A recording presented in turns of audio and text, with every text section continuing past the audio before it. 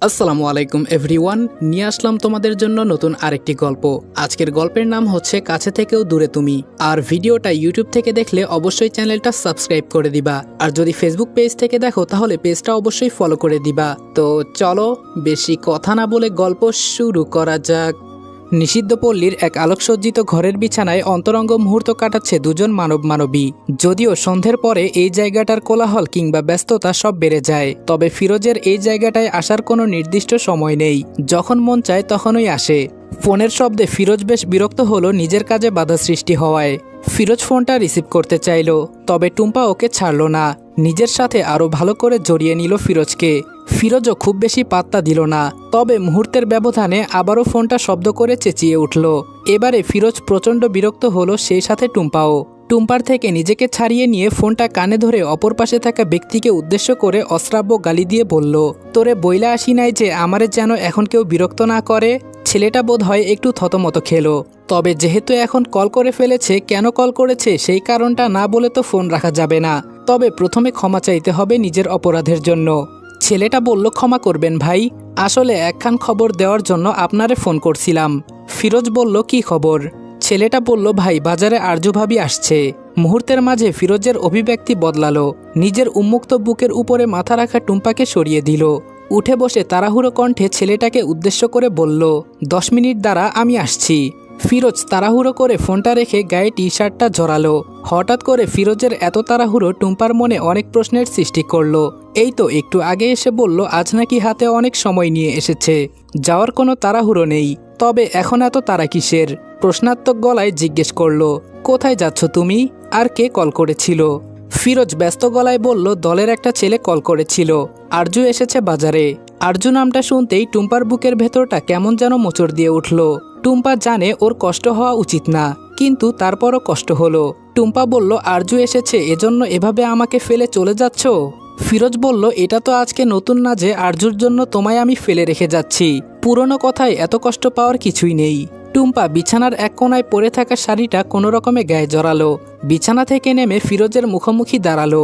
ফিরোজ ততক্ষণে বেরিয়ে পড়ার জন্য একেবারে তৈরি, যাওয়ার জন্য পা বাড়ালো। তবে টুম্পা ফিরোজের পথ আটকালে ফিরোজ বেশ বিরক্ত হয়। ফিরোজ বলল, কি সমস্যা? আটকাচ্ছ কেন? টুম্পা হাতের আজলায় ফিরোজের মুখটা নিল। চোখে মুখে তার কত আকুতি ফিরোজকে যেতে না দেবার জন্য, কত কষ্ট হচ্ছে ফিরোজ ওকে ফেলে রেখে যাচ্ছে এজন্য। দু চোখ ছলছল করছে টুম্পার, তবে সেসব কিছু ফিরোজের উপর প্রভাব ফেলতে পারল বলে মনে হয় না। বরং সে বিরক্তিকর গলায় বলল, আমার দেরি হয়ে যাচ্ছে, ছাড়ো আমাকে। টুম্পা কাঁদো কাঁদো গলায় বলল, তুমি না আমায় বলতে ফিরোজ তুমি আমাকে ভালোবাসো?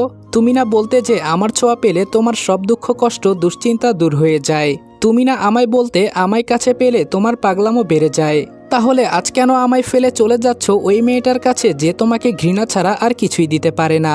ফিরোজ বলল, তোকে ভালোবাসি সেটা ঠিক আছে, কিন্তু তার মানে এটা নয় যে আর কাউকে ভালোবাসা যাবে না। ফিরোজের সম্বোধন তুমি থেকে তুইতে চলে এসেছে, যা টুম্পাকে অনেকটা হাসালো। নিজের গুরুত্ব ঠিক কতটা কম সেটা টুম্পা আরও একবার বুঝল। তাচ্ছিল্য হেসে বলল, একসাথে দুজনকে ভালোবাসা যায়? আমি তো কখনো আর কাউকে ভালোবাসতে পারলাম না। কত খদ্দের তো আসে আমার রূপে, তারা নিজেদের সবকিছু বিলিয়ে দিতে প্রস্তুত। কই আমি তো কখনো তাদের কাউকে আপন করি না তুমি ছাড়া। কথাটা বলার সাথে সাথে ফিরোজ টুম্পার চোয়াল চেপে ধরে দাঁতে দাঁত পিষে বলল, খবরদার, যদি আর কখনো তোর মুখে অন্য কাউকে ভালোবাসার কথা আমি শুনেছি।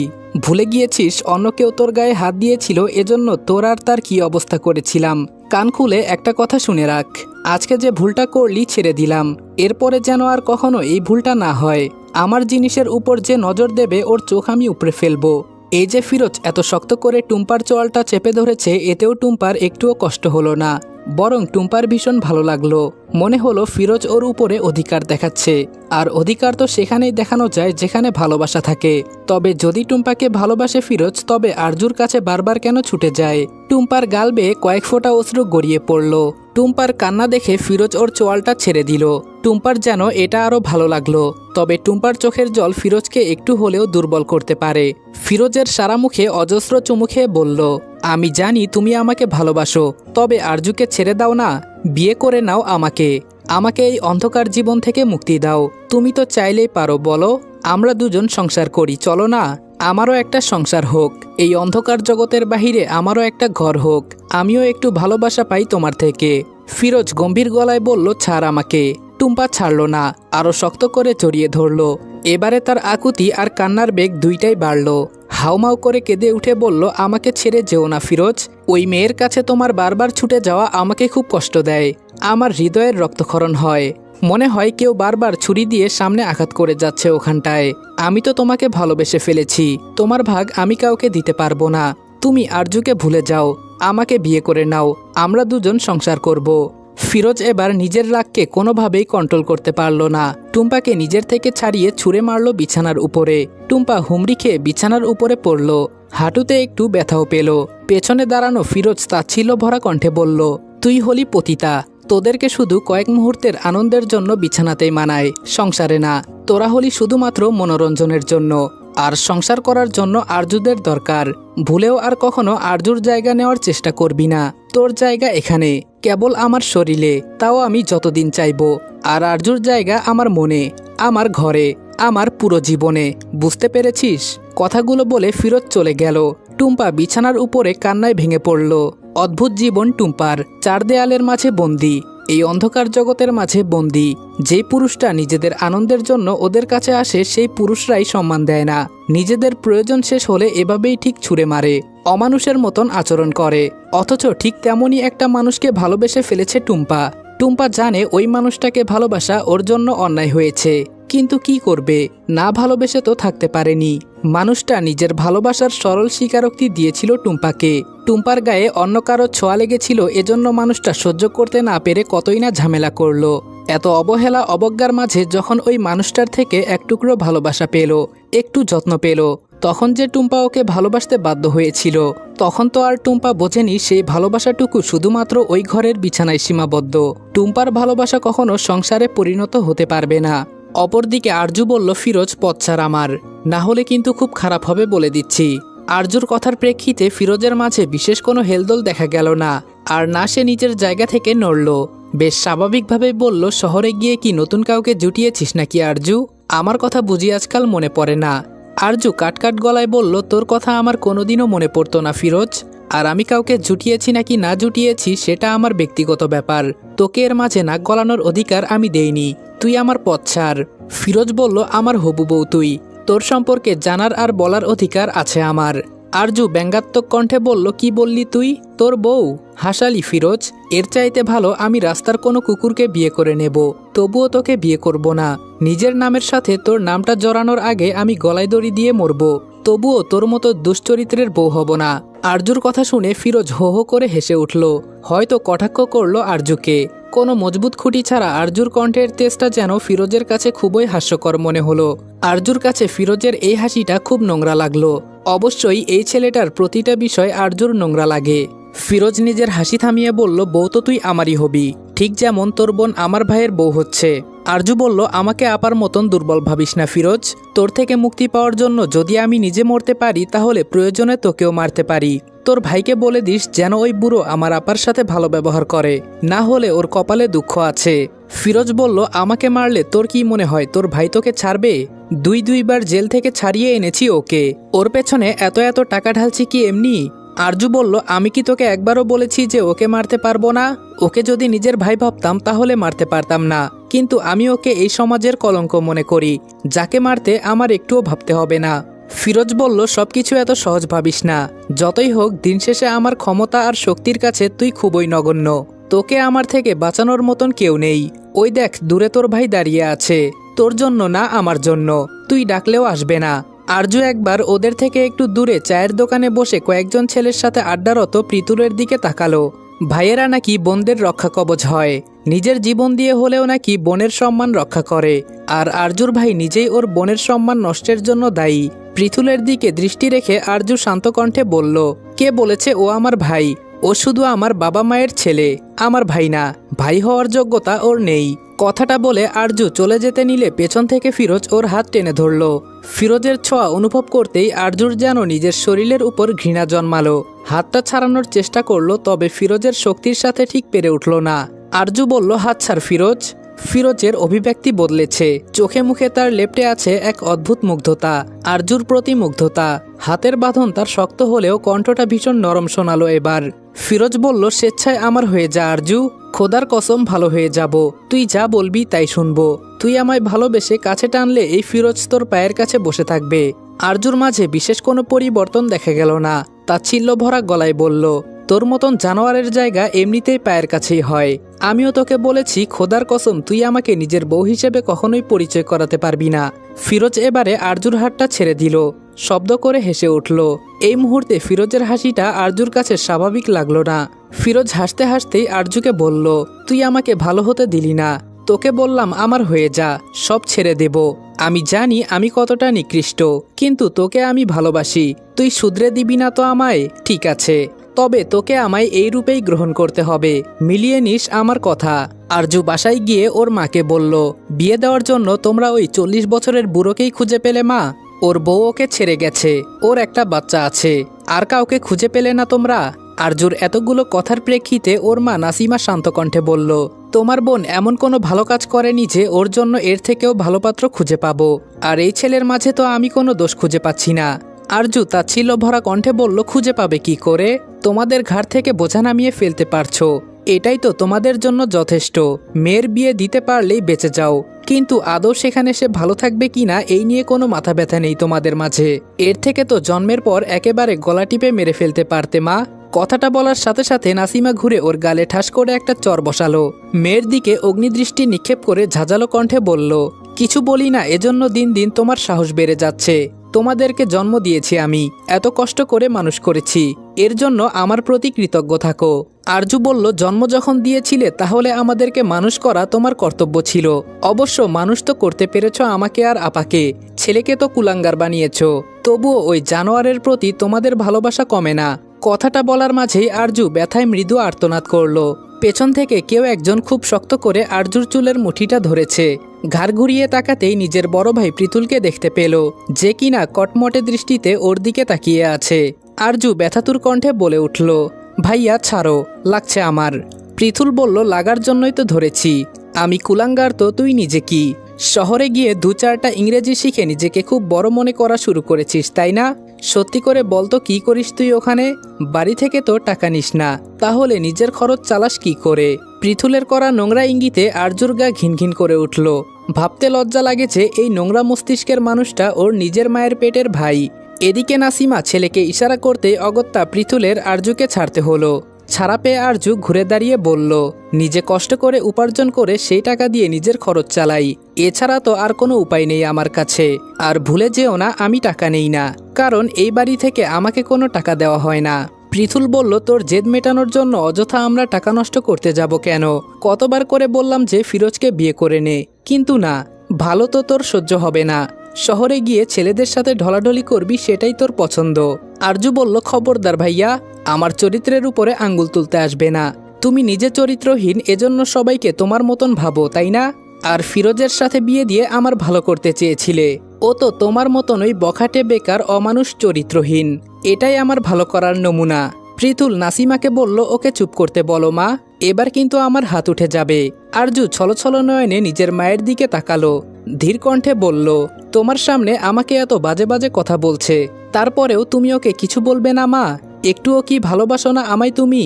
নাসিমা গম্ভীর কণ্ঠে বলল, সে তো তুমিও নিজের বড় ভাইকে কম বাজে কথা শোনাওনি। এখন আর এই নিয়ে কোনো কথা হোক আমি চাই না, চুপচাপ ঘরে যাও। পৃথুল বাবা তুমিও যাও। পৃথুল ঘরে চলে গেল। আরজু দুহাতে নিজের চোখের জল মুছে নাসিমাকে উদ্দেশ্য করে বলল, জন্ম তুমি আমাদের 3জনকেই দিয়েছ, কিন্তু মা হয়ে উঠতে পেরেছ শুধুমাত্র নিজের ছেলের। হনহন করে নিজের রুমে ঢুকে ঠাস করে দরজাটা লাগিয়ে দিল আরজু। বিছানায় আর বসল না, সোজা বারান্দায় প্রার্থনার কাছে গেল। গ্রিল ধরে দাঁড়িয়ে আকাশপানে তাকিয়ে আছে প্রার্থনা। দেখে মনে হচ্ছে খুব গভীর ভাবনায় নিমগ্ন সে। আরজুর কর্কশ কণ্ঠে তার ভাবনার মাঝে ছেদ ঘটল। আরজু বলল, এভাবে চুপচাপ দাঁড়িয়ে থেকে কিছুই হবে না। এই বিয়েটা করে কি প্রমাণ করতে চাইছো আপা? তুমি বাবা মায়ের খুব বাধ্য মেয়ে, কোনো লাভ নেই এসব করে, শুধু তোমার জীবনটা শেষ হয়ে যাবে। প্রার্থনা মলিন হেসে আরজুর দিকে তাকালো। চোখে মুখে তার অসহায়ত্বের ছাপ স্পষ্ট ফুটে উঠেছে। মলিন কণ্ঠে আরজুকে বলল, আমার জীবন শেষ হওয়ার কি বাকি আছে? একবার আমাকে ভালো করে দেখে বলতো, তোর কি মনে হচ্ছে যে আমি বেঁচে আছি? জীবন তো লাশের মতন লাগছে না আমায়? আরজুর দু চোখ ছলছল করে উঠল। জড়ানো কণ্ঠে বলল, এই বিয়েটা তোমায় করতে হবে না আপা, তুমি আমার সাথে ঢাকায় চলো। আমি তোমার সব খরচ চালাবো। দরকার পড়লে দুই বোন একবেলা না খেয়ে থাকবো, তাও তোমায় এই অশান্তির মাঝে আমি থাকতে দেব না। প্রার্থনা আরজুর গালে হাত রেখে বলল, তুই যে ছোট হয়ে নিজের বড় বোনের দায়িত্ব নিতে চেয়েছিস, এটাই আমার কাছে অনেক।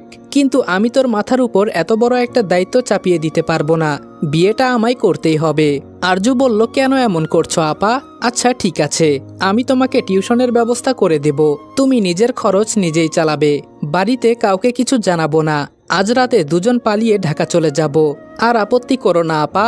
প্রার্থনা দুহাতে জড়িয়ে ধরল আরজুকে। এই বাড়িতে হয়তো একটা মাত্র মানুষই প্রার্থনার কথা ভেবেছে, বাকিরা কেউ ভাবেনি। অবশ্য যেখানে নিজের মাই ভাবছে না, অন্যদের থেকে আশা করাটাই ভুল। প্রার্থনা বলল, এমনিতেই আমার জন্য বাবার অনেক সম্মানহানি হয়েছে। অনেক কষ্টে একটা বিয়ে ঠিক করেছে, না হলে কেউ তো আমায় বিয়ে করতেই চাইছিল না। আমি চাই না আমার জন্য আর নতুন কোনো অশান্তি হোক। ভালোবেসে এমনিতে আমি মৃতপ্রায়। এবার না হয় শুধু আয়োজন করে আমার সমাধির ব্যবস্থা করা হবে। আরজু বলল, তার মানে তুমি আমার সাথে যাবে না, তাই তো? প্রার্থনা বলল, আমার জীবনে নতুন করে শুরু করার মতন আর কিছুই অবশিষ্ট নেই। তাহলে কিসের আশায় যাব তোর সাথে? তুই আমার চিন্তা বাদ দে, নিজের জীবনের চিন্তা কর। আমি চাই না আরু আমার জীবনের মতন তোর জীবনটাও শেষ হয়ে যাক। তোর জীবনের এত সংগ্রাম, এত কষ্ট সব যে তাহলে ব্যর্থ হয়ে যাবে রে। আর তোর সাথে এই ব্যর্থ শব্দটা একদমই মানানসই না। আরজু বলল, আমি তোমায় বলেছিলাম আপা, ভালোবাসা বলতে কিছুই নেই। সব 2-4 দিনের মোহ। মোহ কেটে গেছে আর তোমাকে একা রেখে চলে গেছে। ভালোবাসা মানে ধ্বংসের শুরু। আর ঠিক এই ভুলটার জন্য আজ তোমার এত কষ্ট। প্রার্থনা স্মিত হেসে বলল, যদি সত্যিই ভালোবাসা বলতে কিছু না থাকতো, তাহলে তো আজ আমিও তাকে ভুলে অন্য পুরুষকে আপন করে নিতাম। শুধু মোহ কি আর এতদিন থাকে? ভালোবাসা আছে, এজন্যই আমি আজও সেই মানুষটাকে ঘৃণা করতে পারি না। ভালোবাসা আছে, এজন্যই আমি আজও তার দেওয়া ফুল যত্ন করে ডায়েরির ভাঁজে রেখে দিয়েছি। ভালোবাসা আছে, এজন্য আজও তার কথা মনে করে মাঝরাতে আমার ঘুম ভেঙে যায়। দেখ না, ভালোবাসা আছে, এজন্যই আমি এখনো তার কথা ভাবছি আর হাসছি। আরজুর চোখ মুখে কাঠিন্যতার ছাপ ফুটে উঠল। কণ্ঠে একরাশ ঘৃণা সমেত বলল, ভালোবাসার অস্তিত্ব যদি এতটাই স্পষ্ট হয়, তাহলে কোথায় হারিয়ে গেল তোমার সেই প্রেমিক? যদি ভালোবাসা থেকেও থাকে, তাহলে এমন ভালোবাসাকে আমি ঘৃণা করি, যা কেবল কষ্টই দিতে জানে। শীতের সকাল, বাহিরে কুয়াশায় কিছু পরিষ্কারভাবে দেখা যাচ্ছে না। খোলা জানালা দিয়ে বাড়ির পাশের ফুলের গাছগুলো থেকে হালকা মিষ্টি সুবাস ভেসে আসছে। ঘড়িতে তখন সকাল 8:15। এমনি দিনে গ্রামের বাড়িতে এই সময়টাকেই অনেক বেলা মনে হয়, কিন্তু আজকে তেমন কোলাহলের শব্দ পাওয়া যাচ্ছে না। এর অবশ্য দুটো কারণ আছে। আজকে শুক্রবার, বাড়ির কর্তাদের কাজে যাওয়ার ঝামেলা নেই, ফলে গৃহিণীদেরও আর সকাল সকাল রান্নাবান্না শেষ করে তাদের কর্তাদের খাবার পরিবেশনের তাড়া নেই। তার উপর আবার ঠান্ডা, যে যার ঘরে হয়তো কম্বল মুড়ি দিয়ে ঘুমাচ্ছে। বাহিরে থেকে মায়ের ডাকে ঘুম ভেঙে গেল আরমানের। অনিচ্ছা সত্ত্বেও গায়ের কম্বলটা সরিয়ে আড়মোড়া ভেঙে উঠে বসল। জানালা দিয়ে বাহিরের পরিবেশটা দেখতেই আরমানের মনটা ফুরফুরে হয়ে উঠল। সঙ্গে সঙ্গে শীতল বাতাসে আরমানের গা শিউরে উঠল। তৎক্ষণাৎ আবার কম্বলটা তুলে গায়ে জড়ালো। শীতকাল আরমানের বেশ পছন্দ, তবে আজকাল কেন যেন তার শীতকালের থেকেও বর্ষাকাল একটু বেশি ভালো লাগছে। বর্ষার বৃষ্টির কথা ভাবলেই মস্তিষ্কে কিছু দৃশ্য ভেসে ওঠে। ফিরে যেতে ইচ্ছে করে আবার ঠিক সেই মুহূর্তটাতে, আর ইচ্ছে করে সময়কে থামিয়ে দিয়ে একদৃষ্টিতে সেই নাম না জানা রমণীর দিকে তাকিয়ে থাকতে। আরমান কম্বল মুড়ি দিয়ে আবারও শুয়ে পড়ল। তবে এবার উদ্দেশ্য ঘুমানো নয়, বরং কাউকে মনে করা। অতীত। এক বন্ধুর আবদারে একটা পার্কে এসেছে আরমান। সচরাচর এদিকে তার আসা হয় না, কিন্তু আজকে নিজের বেস্ট ফ্রেন্ডের অনুরোধে তাকে আসতেই হয়েছে। একটা ব্রেঞ্চের উপর বসে আছে আরমান, কিন্তু সেই ছেলের দেখা নেই, ফোনটাও ধরছে না। এদিকে আকাশের অবস্থাও ভালো না, যে কোনো সময় ধরণীতে বৃষ্টি নামবে। গাছপালাগুলো খুশিতে মেতে উঠেছে, বাতাসের কারণে ধুলো উঠছে। এরই মাঝে আরমান খেয়াল করলো 2-1 ফোঁটা করে বৃষ্টি পড়াও ইতোমধ্যে শুরু হয়ে গিয়েছে। আর বেশিক্ষণ বসে থাকলে আরমানকে আজকে কাকবেজা হয়ে বাড়িতে ফিরতে হবে। সেটা আন্দাজ করতেই উঠে দাঁড়ালো যাওয়ার জন্য। মনে মনে হাজারটা গালি দিল নিজের বন্ধুকে, সাথে প্রতিজ্ঞা করলো যে আর কোনোদিন বন্ধুর ডাকে এই জায়গাতে আসবে না। আরমানের এসব ভাবনার মাঝেই তুমুল বেগে বৃষ্টি শুরু হলো। আশেপাশে 2-1 জন মানুষ যা অবশিষ্ট ছিল, তারাও একটা ছাউনির আশায় ছুট লাগালো।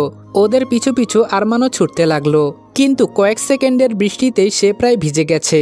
ফলস্বরূপ কোনো ছাউনির নিচে যাওয়ার জন্য তার মাঝে আর কোনো তারা দেখা গেল না। বৃষ্টিটা উপভোগ করতে লাগলো। হুট করে কানে একটা মিষ্টি গলার গানের আওয়াজ ভেসে এলো আরমানের, কিন্তু আশেপাশে তো কাউকে দেখা যাচ্ছে না। এবার মনোযোগ দিয়ে কণ্ঠের উৎপত্তি স্থল খোঁজার চেষ্টা করলো। আশেপাশে তাকিয়ে দেখলো কোনো ছাউনিও নেই।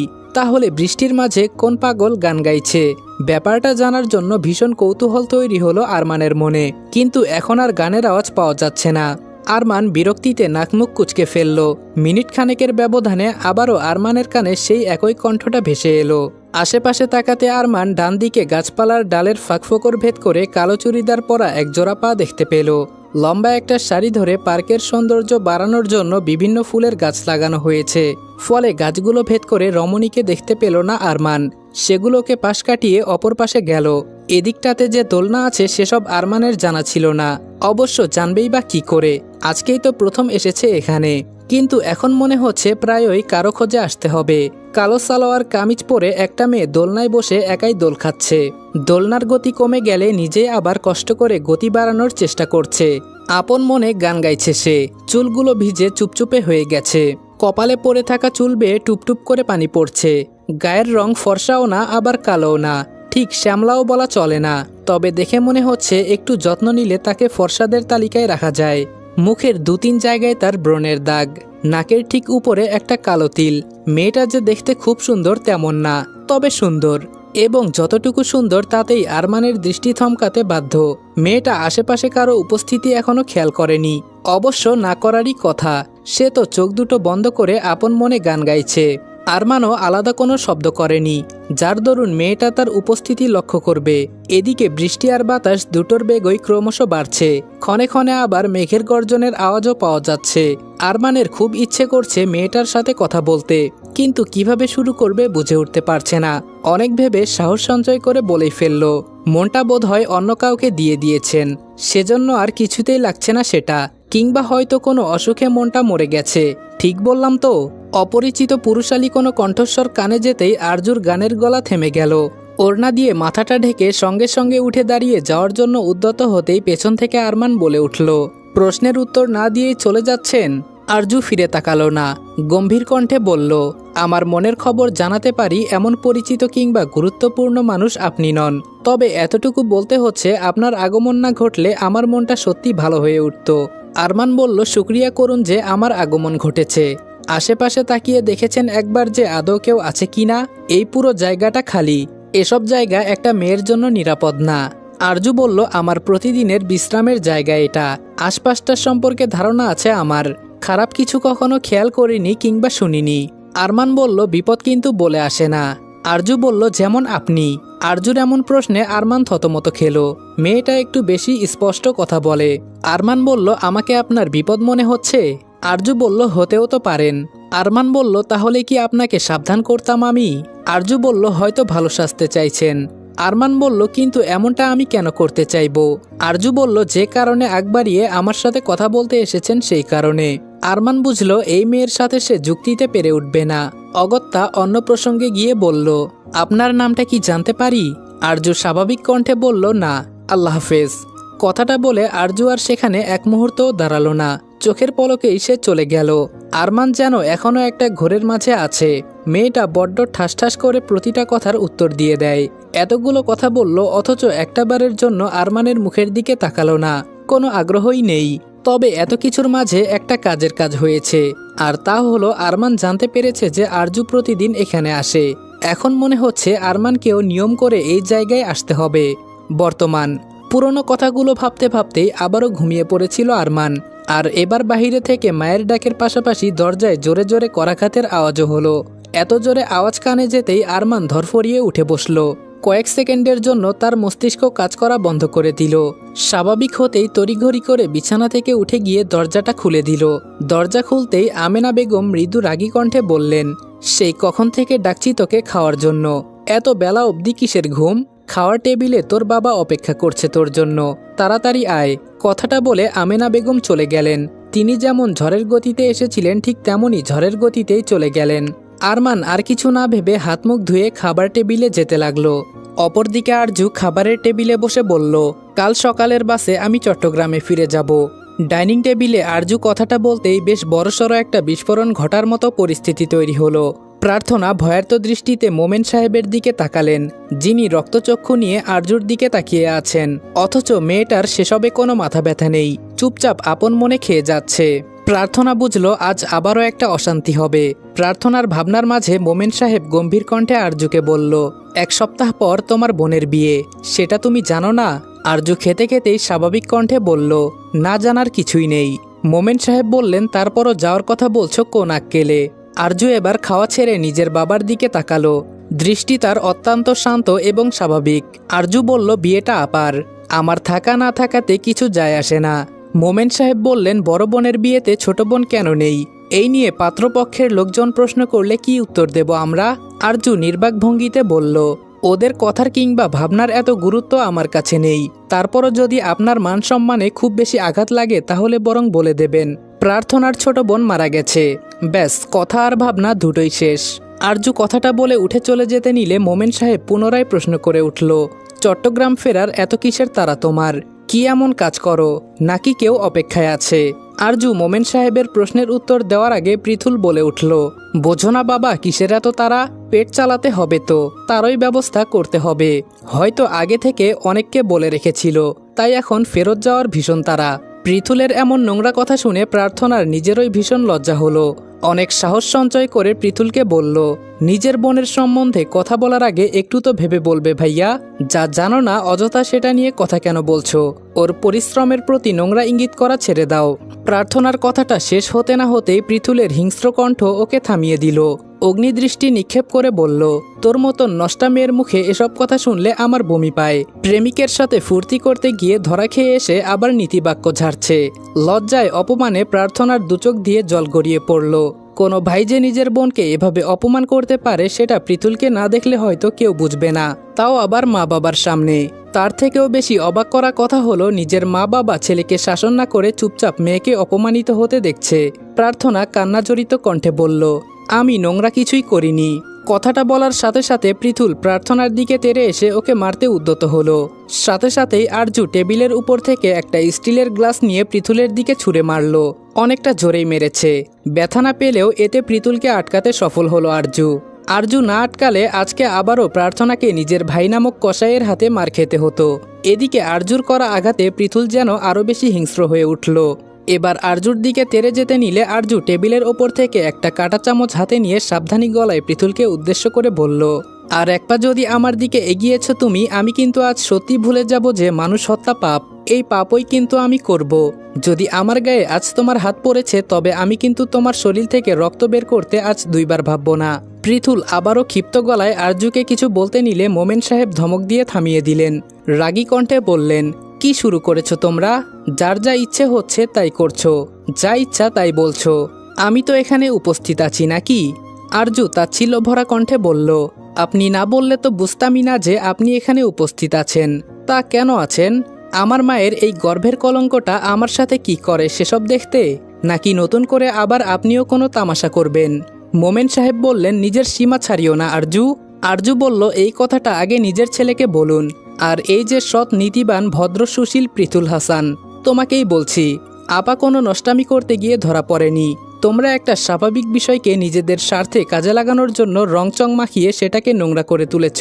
তুমি নিজে যখন নষ্টামি করো তখন তোমার এসব বমি বমি ভাব কোথায় যায়? তুমি যখন অন্যের বউকে ভাগিয়ে নিয়ে আসো তখন এসব মনে হয় না? আপা অন্তত তেমন কারো বরের সাথে প্রেম করেনি। তোমাকে দেখলে না আমার বমি পায়। পৃথুল বলল, বাবা আরজুকে থামতে বলো, এরপর কিন্তু তুমি আমায় আটকাতে পারবে না। আমি কিন্তু ওকে খুন করে ফেলবো। আরজু হেসে বলল, তবে মনে রেখো আমিও খুনির বোন হব। দুজনের শরীরে একই রক্ত বইছে, একই বাপের ছেলে মেয়ে আমরা। তুমি এর আগে কতগুলো খুন করেছ জানি না, তবে জেনে রাখো আমার হাতের প্রথম খুন তুমি হবে। নাসিমা বুঝলেন যে পরিস্থিতি হাতের বাহিরে বেরিয়ে যাচ্ছে, এরপর যে কোনো অঘটন ঘটে যেতে পারে। আরজুকে 2-4টে কথা শুনিয়ে জোর করে তিনি পৃথুলকে নিয়ে ঘরে চলে গেলেন। যাওয়ার আগে পৃথুল যেন চোখের ইশারায় আরজুকে শাসিয়ে গেল, ওর থেকে যেন সাবধানে থাকতে বলল। আরজু কিছুক্ষণ নিষ্পলক দৃষ্টিতে মোমেন সাহেবের দিকে তাকিয়ে থাকলো। কেন যে আরজু এই মানুষটার কাছে আশা করে যে উনি আরজুর পাশে দাঁড়াবে, কে জানে। আজ অবধি তো কখনোই কোনো বিষয়ে সমর্থন করেনি আরজুকে, তারপরেও আশা করে হয়তো বাবা বলে। আরজুর ভাবনার মাঝেই মোমেন সাহেব গম্ভীর কণ্ঠে বলে উঠল, কালকে চট্টগ্রাম যাওয়া হচ্ছে না তোমার। আগে তোমার বোনের বিয়েটা হয়ে যাক, তারপরে যেখানে ইচ্ছে যেও। তখন জাহান্নামে গেলেও আমার আফসোস থাকবে না। আরজু বলল, জাহান্নামেই তো আছি, আবার কোন জাহান্নামে যেতে বলছেন? এর থেকেও আরো কষ্টে থাকা যায় এমন কোনো জায়গা আছে এটা আমি জানতাম না। খোদা তো তার বান্দাদের দিয়ে দুনিয়াতেই জাহান্নাম দেখিয়ে দিল, আর কত শাস্তি পাবো? মোমেন সাহেব বললেন, প্রার্থনার বিয়ে না হওয়া অবধি তুমি যাবে না কোথাও। আরজু বলল, চোখের সামনে 40 বছরের বুড়োর সাথে আবার বিয়ে আমি দেখতে পারবো না। অন্যের জীবন নষ্ট হতে দেখতে আপনারা খুব পছন্দ করেন, তাহলে বরং ওটা আপনারাই দেখুন। আমি একটা রক্তে মাংসে গড়া মানুষ, আমার মাঝে একটু হলেও মনুষ্যত্ব আছে, তাই এসব আমি সহ্য করতে পারবো না। আমি যখন বলেছি যাব, তার মানে যাবই। কথাটা বলে আরজু চলে যেতে নিলে পেছন থেকে মোমেন সাহেব হুঁশিয়ারি দিয়ে বলল, মনে রেখো, কাল যদি তুমি আমার কথা অমান্য করে বাড়ির বাহিরে পা রেখেছ, তাহলে কিন্তু আর কোনো দিন এই বাড়িতে পা রাখতে পারবে না। এই বাড়ির দরজা তোমার জন্য চিরদিনের মতো বন্ধ হয়ে যাবে। যা করবে ভেবেচিন্তে করো। আরজু পেছন ফিরে তাকিয়ে হাস্যোজ্জ্বল মুখে বলল, আলহামদুলিল্লাহ। ওই যে একটা কথা আছে না, ছিটকিনি দরজার দুই পাশেই থাকে। মনে রাখবেন, আমিও ঠিক সেটাই করব। বছরে 2-1 বার আসতাম আপার জন্য, সেই আপাই যদি না থাকে এমনিতেও আর এই জাহান্নামে আসবো না। আমার আপা হচ্ছে মরুভূমির বুকে ফোটা এক পবিত্র ফুল। অতদূর থেকে মাঝে মাঝে ওর আবদারে ওকে সতেজ করতে আসতাম, কিন্তু এখন তো আপনারা সেই ফুলটাকে উপড়ে ফেলছেন। কিসের খোঁজে আমি আসবো তাহলে? কথাটা বলে আরজু সেখান থেকে চলে গেল, পিছু পিছু প্রার্থনাও চলে গেল। মোমেন সাহেব ওর যাওয়ার পথে কটমট দৃষ্টিতে তাকিয়ে থাকলেন শুধু। এই মেয়ের কথা আর যুক্তির সাথে তিনি কোনোদিনও পেরে উঠতে পারেননি, আর নিজের এই পরাজয়ই হয়তো আরজুর প্রতি ওনার রাগের সবথেকে বড় কারণ। মেয়েদের কাছে হেরে যাওয়া মানে যে পুরুষত্বের প্রশ্ন ওঠা, যা ভীষণই অসম্মানজনক। প্রার্থনা বলল, তুই সত্যি আমার বিয়েতে থাকবি না আরু? প্রার্থনার প্রশ্নে আরজু গম্ভীর গলায় নির্বিকার ভঙ্গিতে বলল, বিয়ে কেন বলছো? বলো তোমার জানাজায় আমি থাকবো কি না? প্রার্থনা একটা দীর্ঘশ্বাস ছেড়ে বলল, বেশ, তোর কথাই মেনে নিলাম। তা আমার জানাজায় থাকবি না তুই? আরজু বলল, আমার আপার জানাজায় থাকতে পারবো না আমি, আমাকে ক্ষমা করে দিও তুমি। প্রার্থনা বলল, তুই না বলতি যে আমার বিয়েতে তুই নিজের হাতে সাজিয়ে দিবি আমায়? প্রার্থনার এই কথার প্রেক্ষিতে আরজু থমকালো। নিজেদের জীবন নিয়ে তাদের কত আশা ছিল, কত স্বপ্ন ছিল। সময়ের বিবর্তনে আজকে সব শেষ। আরজুকে চুপ করে থাকতে দেখে প্রার্থনা পুনরায় বলল, সাজাবি না তোর আপাকে? আরজু তাচ্ছিল্য ভরা কণ্ঠে বলল, বিয়ের জন্য সাজাতে চেয়েছিলাম আপা, তোমার জানাজার জন্য না। নিজের হাতে সাজিয়ে গুছিয়ে তোমাকে কবরে পাঠাবো, এতটা সাহসী তোমার আরু এখনো হয়নি। বাবা মা ভাইয়ের সাথে তর্ক করতে পারি, ঢাকা শহরে একা থাকতে পারি, অনেক রাতে বাড়ি ফিরতে পারি, কেউ বাঁকা চোখে তাকালে তার চোখ উপড়ে ফেলতেও পারি, কিন্তু তোমাকে সাজাতে পারবো না আমি। কথাটা বলে আরজু আবারও নিজের কাজে মনোযোগ দিল। প্রার্থনা আনমনে কিছু একটা ভেবে আরজুকে প্রশ্ন করল, তুই তো বিশ্বাস করিস আরু যে আমি কোনো নোংরামি করিনি, তাই না? আরজুর কাজের হাতটা থেমে গেল, শীতল দৃষ্টিতে প্রার্থনার দিকে তাকালো। আরজু বলল, বিশ্বাস না করলে কি তখন ওভাবে প্রতিবাদ করতাম আপা? প্রার্থনা বলল, তাহলে এই নিয়ে কিছু শুনতে চাইলি না কেন? আরজু বলল, নিজের আপাকে আমার এসব নোংরা প্রশ্ন করতে বিবেকে বাঁধবে। সব থেকে বড় কথা, আমি জানি তুমি খারাপ কিছু করতে পারো না, তাহলে অযথা জিজ্ঞেস করতে যাব কেন? প্রার্থনা বলল, আমি যখন কলেজে যেতাম, ওই সাহিত্য আমাকে এক নজর দেখার জন্য রাস্তায় রোজ দাঁড়িয়ে থাকতো। জানিস, শুধু আমায় দেখত, কখনো কথা বলার চেষ্টা করেনি, আর না কখনো পিছু নিত। এরকম চলতে চলতে কেমন করে যেন আমারও ওকে ভালো লাগতে শুরু করলো। ঝড় বৃষ্টি কিছু মানতাম না, আমি ছাতা নিয়ে কলেজে যেতাম, আর ও বৃষ্টির মাঝে দাঁড়িয়ে থাকতো আমাকে দেখার জন্য। আরজু বলল, মানুষ কত তাড়াতাড়ি বদলে যায়, তাই না আপা? একসময় সে তোমাকে দেখার জন্য কত কষ্ট করেছে, আর এখন তুমি তার প্রতীক্ষায় কত প্রহরী না কাটাচ্ছ, অথচ সে ভীতুদের মতন তোমাকে ছেড়ে পালিয়ে গেছে। একবারও ভাবলো না যে এই ঘটনার পর তোমার কি অবস্থা হতে পারে? এটাই ভালোবাসা, তাই না আপা? আরজুর শেষের বাক্যে ভালোবাসা শব্দটার প্রতি প্রকাশ পেল তাচ্ছিল্য আর একরাশ ঘৃণা। ভালোবাসা শব্দটাকে যেন সে বিশ্বাসই করতে পারে না। তার জীবনে সবথেকে ঘৃণিত শব্দ ভালোবাসা। প্রার্থনা বলল, জানিস আরু, সেদিন সবকিছু যেন আগে থেকেই ঠিক ছিল।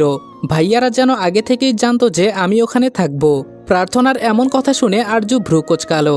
সন্দেহ কণ্ঠে বলল, তুমি বলতে চাইছো ফিরোজরা এসব করেছে? প্রার্থনা বলল, আমি নিশ্চিত না, তবে আমার এটাই সন্দেহ হচ্ছে। আরজু বলল, কেন সন্দেহ হচ্ছে? প্রার্থনা বলল, যখন আমি ওর সাথে দেখা করার জন্য দুপুরে সবার আড়ালে বাড়ি থেকে বের হয়েছিলাম তখন আমার কোনো সমস্যা হয়নি। ওই সময়টাতে রোজ বাড়ির উঠোনে ফিরোজ আর ভাইয়া দলবল নিয়ে বসে থাকে।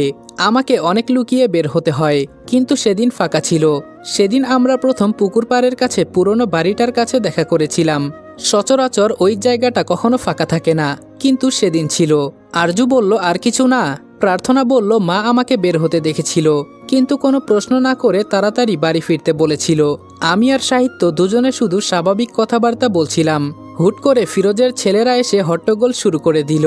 এরপর মানুষজন জড়ো হয়ে যাওয়ার পর ওকে মারতে আরম্ভ করলো। সবাইকে শুনিয়ে শুনিয়ে বলছিল যে ভর দুপুরে পুরনো বাড়িতে নোংরামি করছি। ঘৃণায় আরজুর শরীর রিরি করে উঠল। নিজের রাগটুকু নিয়ন্ত্রণ করে বলল, তারপর? প্রার্থনা বলল, তারপর ভাইয়া বাবাকে নিয়ে এলো। ফিরোজ বলল, আমাদের দুজনকে নাকি ওই পুরনো ঘরে একসঙ্গে পেয়েছে।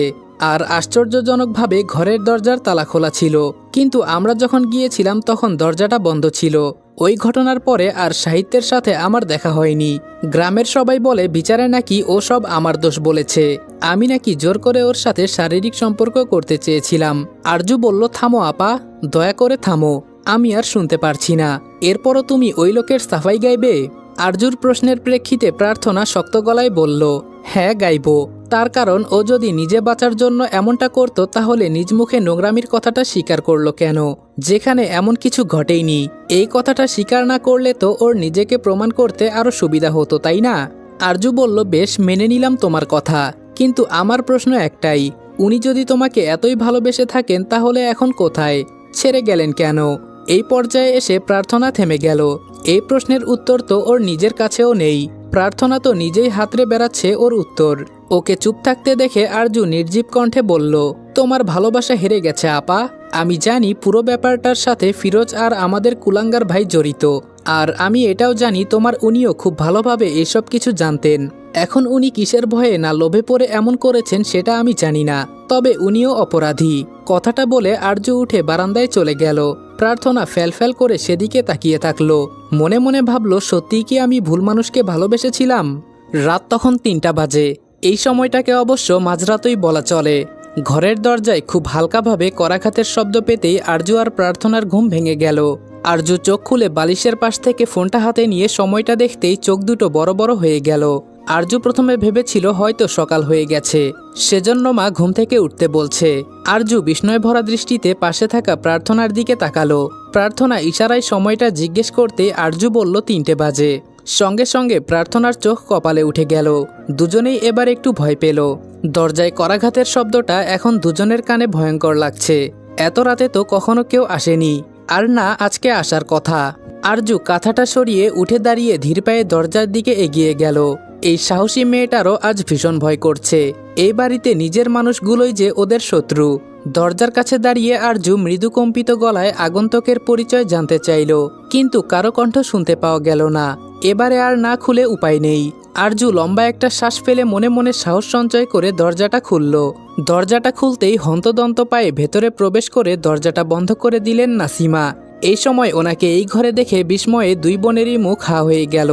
কিন্তু নাসিমার চোখ মুখের অবস্থা একদমই ভালো লাগছে না। মনে হচ্ছে কোনো একটা বিষয় নিয়ে খুব চিন্তা কিংবা ভয়ে আছেন।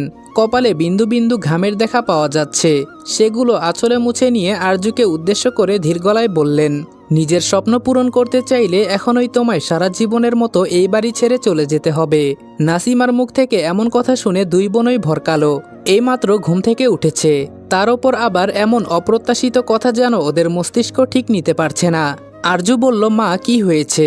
একটু স্পষ্ট করে বলো তো আমায়। নাসিমা আরজুর মুখ চেপে ধরে চাপা গলায় বললেন, আস্তে কথা বলো, কেউ শুনে ফেললে আমরা কেউই আর বাঁচতে পারবো না। প্রার্থনা আর আরজু দুজনের ভ্রুদয়ের মাঝে গভীর ভাঁজের সৃষ্টি হলো। আরজু নিজের মুখ থেকে মায়ের হাতটা সরিয়ে গম্ভীর গলায় বলল, ভয় পেও না, ঠিকভাবে বলো কি বলতে চাইছো। নাসিমা বেগম বললেন, আজকে তুমি তোমার বাবা ভাইকে যে অপমান করলে তুমি কি ভেবেছ ওরা এর প্রতিশোধ নেবে না? ফিরোজের সাথেও তো ঝামেলা করেছ, ও কি চুপ করে থাকবে বলে তোমার মনে হয়? আরজু বলল, কি করবে, মেরে ফেলবে আমায়? নাসিমা বেগম বললেন, প্রয়োজনে সেটা করতেও ওদের হাত কাঁপবে না। ফিরোজ অন্য জায়গায় গিয়েছে, এজন্য আজকে বেঁচে গেলে। ও বলেছে কাল সকাল 10টার মাঝে আসবে, তারপর প্রার্থনার বিয়ের আগে তোমার আর ফিরোজের বিয়ে দেবে ওরা। তাই বলছি সকাল হওয়ার জন্য অপেক্ষা করো না, এই নরকের মাঝে ফাঁসতে না চাইলে বেরিয়ে যাও। ওরা সকাল 8টার আগে ঘুম থেকে ওঠে না, কিন্তু তোমাকে পাহারা দেওয়ার জন্য কাল উঠতেও পারে। আরজুর মাথা কাজ করা বন্ধ করে দিল। এত রাতে একা একটা মেয়ে কি করে যাবে? বাসের টিকিট কাটাও শেষ, এদিকে হাতে বেশি টাকা পয়সাও নেই। সবথেকে বড় কথা, এই সময়টা একটা মেয়ের জন্য বাহিরের পরিবেশ একটুও নিরাপদ না। আরজু নিজেকে যতই সাহসী হিসেবে দাবি করুক, কিন্তু এই বিষয়গুলোতে সে খুব ভীতু। পশুগুলোর সাথে একা পেরে উঠবে না যে। ধপ করে বিছানায় বসে পড়ল।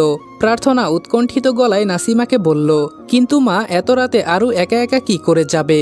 নাসিমা আরজুর দিকে তাকিয়ে দৃঢ় কণ্ঠে বলল, পারবে, ও সব পারবে।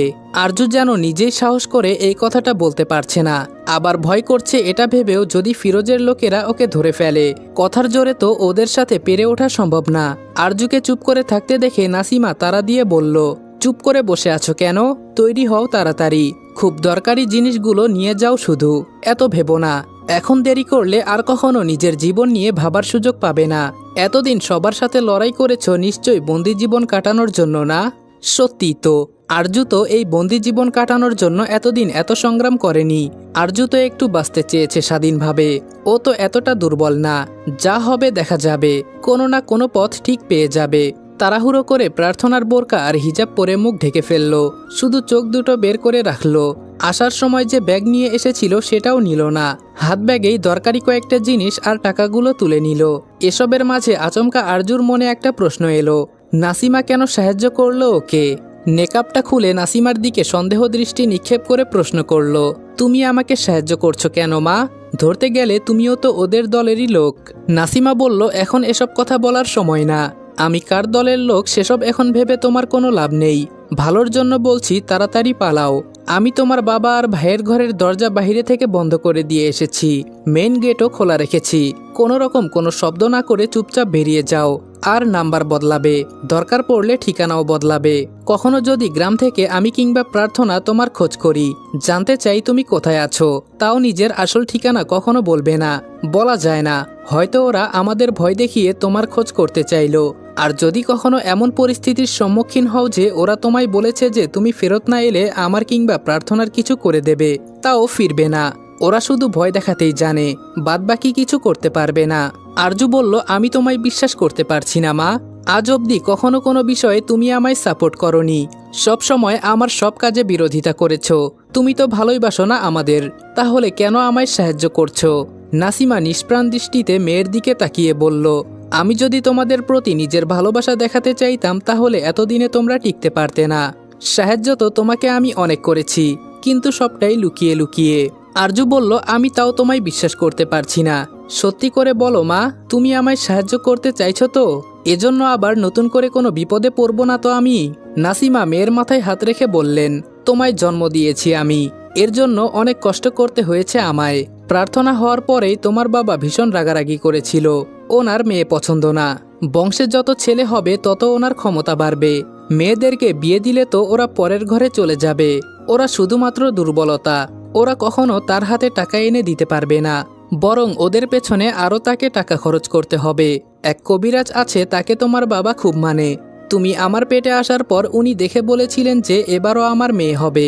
তোমার বাবা সেসব শুনে অনেক রাগারাগি করেছিল, আমার গায়ে হাতও তুলেছিল এবং বলেছিল যেন তোমাকে জন্ম না দেই, কিন্তু আমি সেসব করিনি। তুমি আমার পেটে থাকাকালীন অনেক লড়াই করেছি আমি, সেজন্যই বোধ হয় তুমি নিজেও এখনো এত লড়াই করার শক্তি পাও। আর কখনো বিশ্বাস করতে হবে না আমায়, এই প্রথম আর শেষবারের জন্য বিশ্বাস করে চলে যাও। আর কোনোদিন এই গ্রামে পা রেখো না। ওরা তোমাকে প্রার্থনার অজুহাত দিয়ে ডাকতে পারে, তারপরেও এসো না। নিজের যত্ন নিও এবং ভালো থেকো। আরজুকে দেখতে ভীষণ অনুভূতিহীন মনে হলো। ভীষণ স্বাভাবিক কণ্ঠে বলল, তোমাকে আর আপাকে রেখে চলে যাব, ওরা তো তোমাদেরও কোনো ক্ষতি করতে পারে।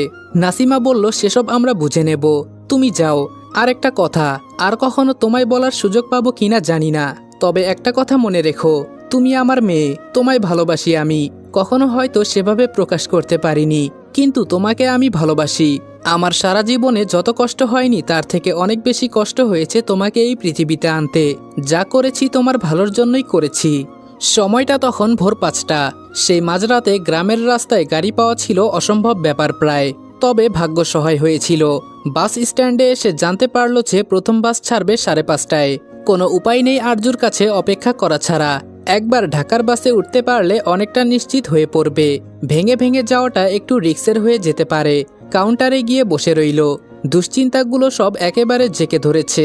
আরজু না হয় বেঁচে চলে এলো, কিন্তু সকালে ঘুম থেকে ওঠার পর যখন বাবা ওকে পাবে না, তখন তো সব রাগ দেখাবে প্রার্থনার উপরে। কে জানে ওর মা বলবে কিনা যে উনি আরজুকে পালাতে সাহায্য করেছে। যদিও নাসিমাকে কেউ সন্দেহ করবে না, যদি না উনি নিজ থেকে কিছু বলেন। কিন্তু প্রার্থনাকে সন্দেহ করার যথাযথ কারণ আছে। যদি ওকে মারে, যদি ওর কোনো ক্ষতি করে, বা নাসিমারই কোনো ক্ষতি করে দেয়, না আর ভাবতে পারছে না আরজু। একটু ফোন করে যে খোঁজ খবর নেবে কেমন আছে, কোনো ঝামেলা হয়েছে কিনা, সেই উপায়টাও নেই। হাত ঘড়িতে সময় দেখলো 5:20। একটু আগেই বাস এসে গেছে। অনেক যাত্রী উঠেও পড়েছে। আরজু বাসে ওঠার আগে ভাবলো 1 বোতল পানি কিনে নেওয়া দরকার। কাউন্টারের পাশেই একটা দোকান খোলা পেল। ভাবলো ওই দোকান থেকে পানি নেওয়া যাবে। দোকানে যেতে নিয়ে হুট করে থেমে গেল আরজু। তাড়াহুড়ো করে পেছনে ঘুরে তাকালো। খেয়াল করলো হৃৎপিণ্ডের গতি কয়েকগুণ বেড়ে গেছে। ফিরোজ এখানে কি করছে? নাসিমার কথা অনুযায়ী ফিরোজ তো শহরের বাইরে ছিল। তাহলে এত সকাল সকাল তার ওপরে বাস স্ট্যান্ডে কি করছে? তাহলে কি ওরা সব জেনে গেছে? আরজুকে কি ধরতে এসেছে? ওর কি আর পালানো হবে না? এতগুলো বছরের এত সংগ্রাম কি তবে সব মিথ্যে হয়ে গেল? আরজু জোরে জোরে কয়েকটা নিঃশ্বাস ফেলে নিজেকে স্বাভাবিক করার চেষ্টা করলো। খুব স্বাভাবিক গতিতে গিয়ে বাসে উঠল। টিকিটে সিট নাম্বারটা দেখে বেছে বেছে নিজের সিটটাতে গিয়ে বসে জানালাটা বন্ধ করে দিল। এখান থেকে ফিরোজকে দেখা যাচ্ছে, তবে ওকে দেখে মনে হচ্ছে না যে আরজুর খোঁজে এখানে এসেছে। বেশ স্বাভাবিক দেখাচ্ছে। সিগারেট খাচ্ছে আর নিজের চামচাদের সাথে কথাবার্তা বলছে। আরজু একটু নিশ্চিত হলো। আবারও হাত ঘড়িতে সময় দেখে নিল। এখন 25 বাজে। বাসটা ছাড়লে যেন আরজু প্রাণ ফিরে পায়। এই কয়েকটা মিনিটই আর যেতে চাইছে না। মনে হচ্ছে কয়েক ঘন্টা পেরিয়ে যাচ্ছে, তবুও বাস ছাড়ছে না। অবশেষে বাসটা ছাড়লো। ফিরোজ এখনো দোকানে দাঁড়িয়ে আছে। বাসটা ধীরে ধীরে চলতে শুরু করলো এবং খুব তাড়াতাড়ি ফিরোজ দৃষ্টিসীমানার বাহিরে চলে গেল। একটা স্বস্তির নিঃশ্বাস ফেললো আরজু। এই যাত্রায় অন্তত বেঁচে গেছে। পরে কি হবে সে না হয় পরে দেখা যাবে।